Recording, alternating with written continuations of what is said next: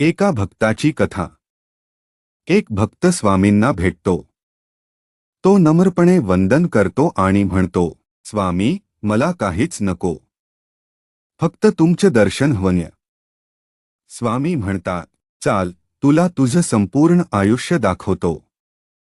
दोघंही समुद्रकिनारी जातात. त्या वाळूत एक मोठा पडदा दिसतो, जणू काही जीवनपट. पडद्यावर त्या भक्ताचं आयुष्य दिसायला लागतं. जेव्हा आनंदाचे क्षण दिसतात, तेव्हा वाळूत 4 पावलं उमटलेली दिसतात. भक्त आनंदाने म्हणतो, स्वामी, माझ्या सुखात तुम्ही सोबत होता. पण नंतर दुःखाचे क्षण दाखवले जातात. त्यावेळी वाळूत फक्त 2च पावल दिसतात. भक्त दुःखाने म्हणतो, स्वामी, तुम्ही माझ्या सुखात होता, पण दुःखात का सोडलं?